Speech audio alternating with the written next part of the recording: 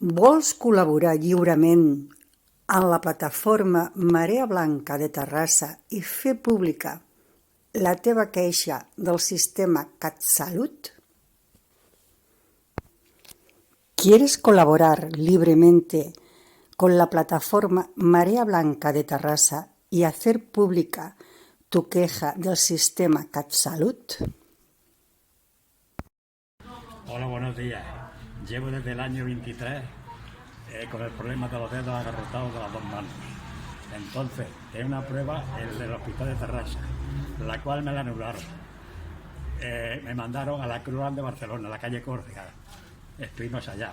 Después esas pruebas se ve que eran incompletas y me las repitieron al hospital de Terrassa más completas. Después tenía visita con la traumatóloga Martínez. Yo también me llamo Manuel Martínez Pérez. Digo, tengo gusto conocerla. Pongo diante de la visita, me la anula. En el 25, otra visita con la traumatóloga y me la anula. Entonces, me visitó el doctor Javier Colas Campuzano, una maravilla de doctor, me hizo las pruebas todas y el día 16 de junio tuve una prueba una visita en el hospital de San Lázaro.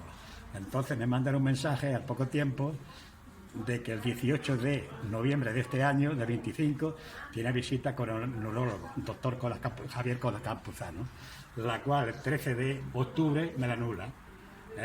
Entonces hemos hecho dos reclamaciones y el 18 de octubre, día de visita, me presento allá, el doctor no estaba y entonces en reclamaciones la chica me tomó los datos, dice, te voy a programar en programación la visita.